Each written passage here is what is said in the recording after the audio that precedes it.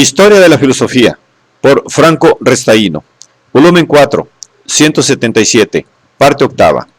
La filosofía contemporánea, tomo 2, capítulo 9. El pensamiento ético-político, Rawls y Nozick, Desarrollos de la ética. 1041, Rawls, posición originaria, velo de ignorancia, equidad.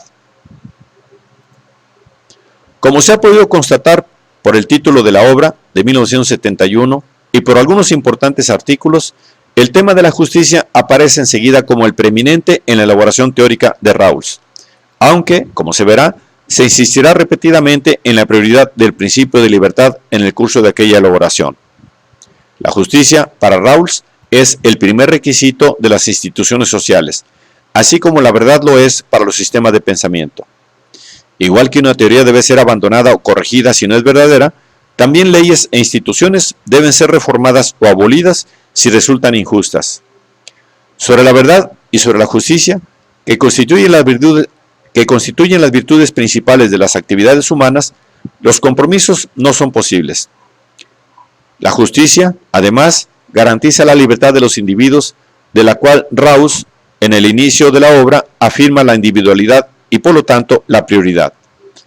Toda persona posee una inviolabilidad basada en la justicia, sobre la cual ni siquiera el bienestar de la sociedad en su totalidad puede prevalecer. Por estas razones, la justicia niega que la pérdida de libertad para alguien puede ser justificada por beneficios mayores disfrutados por otros. Tesis, como se ve claramente, opuesta a la utilitarística, respecto a la cual Rawls expresa de manera recurrente su rechazo y su crítica. La libertad individual, por lo tanto, constituye una especie de absoluto en una sociedad justa, que si efectivamente es tal, garantiza esta prioridad. El interés político principal de Rawls, por lo tanto, está dirigido a establecer el origen, la justificación y los aspectos esenciales de una sociedad justa. Rawls advierte enseguida que no pretende ocuparse de una sociedad determinada, sino de la estructura fundamental de la sociedad, o más exactamente del modo en que las mayores instituciones sociales distribuyen los deberes y derechos fundamentales y determinan la subdivisión de los beneficios de la cooperación social.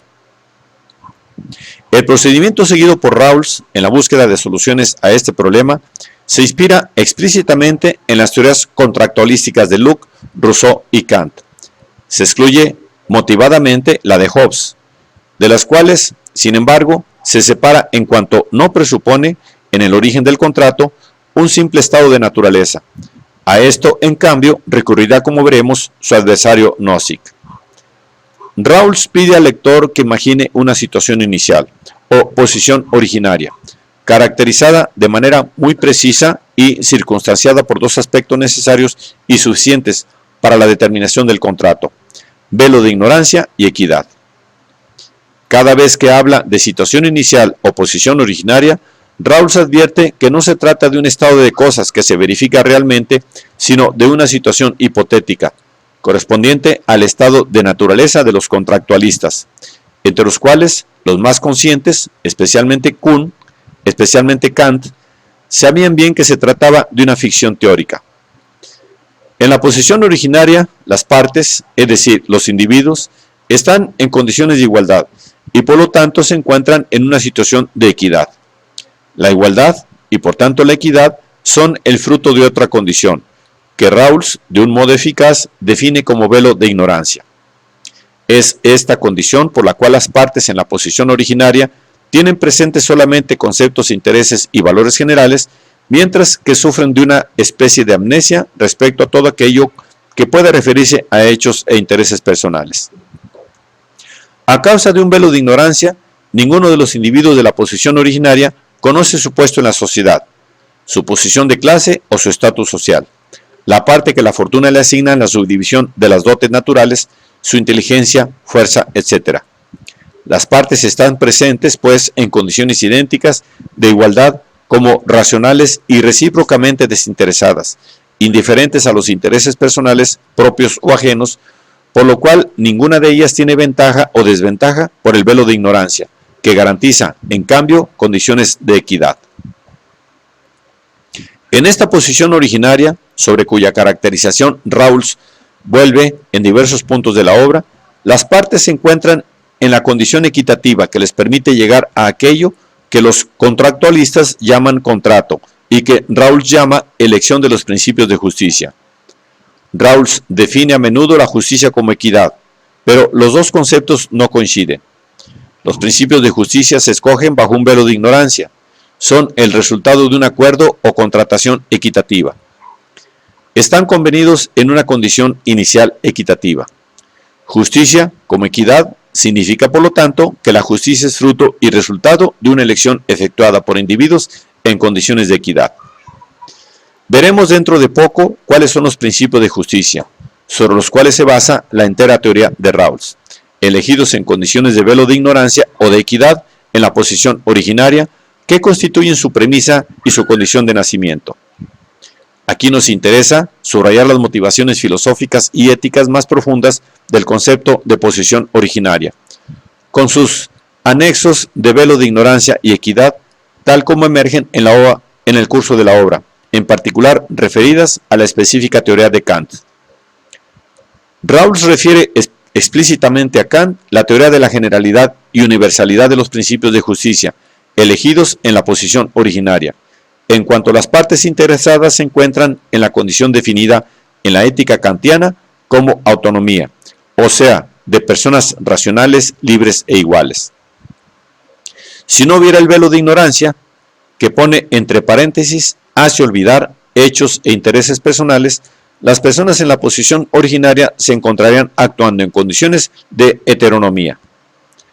Rawls hace propia la concepción kantiana que diferencia radicalmente entre autonomía y heteronomía en el terreno moral, y afirma que la descripción de la posición originaria es un intento de interpretar esta concepción.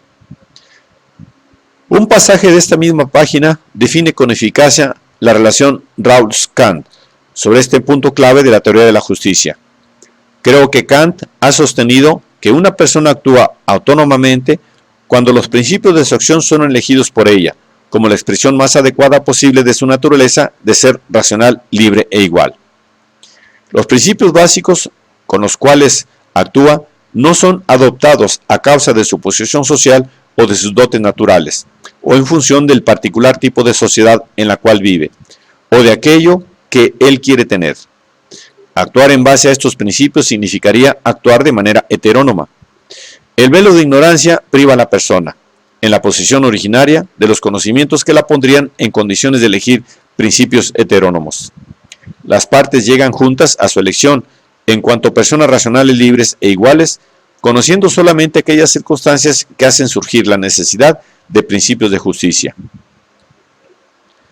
Rawls profundiza ulteriormente su unión con Kant cuando vincula la descripción de la posición originaria a la idea kantiana del yo nouménico, es decir, de persona incondicionadamente libre y racional, y sugiere considerar aquella descripción suya como el punto de vista desde el cual el yo nouménico ve el mundo. Aquella descripción, en efecto, interpreta el punto de vista de los yo nouménicos sobre lo que significa ser racional, libre e igual. Son personas autónomas, por lo tanto, y no heterónomas, las de la posición originaria. Racionales, libres e iguales en el sentido kantiano, pero también rousseauiano. El objetivo principal de Kant es profundizar y justificar la idea de Rousseau de que libertad es actuar de acuerdo con la ley que nosotros mismos nos damos. Y esto conduce no tanto a una moralidad de mando austero, cuanto a una ética de mutuo respeto y de estima de sí. La analogía entre la posición originaria y la autonomía moral de los yo nouménicos comporta, en fin, otra analogía, relativa al resultado de la elección que se efectúa en aquella posición por parte de los individuos racionales libres e iguales. Se trata de los principios de justicia, los cuales, afirma Rawls, son también imperativos categóricos en el sentido de Kant. En efecto, con imperativo categórico, Kant entiende un principio de conducta que se aplica a una persona en virtud de su naturaleza de ser racional, libre e igual, o sea, a una persona en condición de velo de ignorancia y de equidad. Faltando esta condición, no se trataría de imperativo categórico, sino de imperativo hipotético, es decir, de impulso a cumplir ciertas acciones para obtener ciertos fines particulares y no generales o universales. El modelo teórico que constituye la base de la teoría de la justicia de Rawls parece en este punto completo. Descartada la tradición utilitarística, llevaría a imperativos hipotéticos y no categóricos. Rawls ha recuperado, rescatándola de lejanas áreas de confinamiento en las cuales había sido marginada desde hace 2 siglos, la tradición contractualística en su punto más alto de profundización teórica, el representado por Kant. Sobre esta tradición, ahora Rawls construye su original teoría de la justicia, pasando de la descripción de la posición originaria a la de la elección de los principios de justicia y de su articulación como fundamentos de la estructura fundamental de una sociedad bien regulada.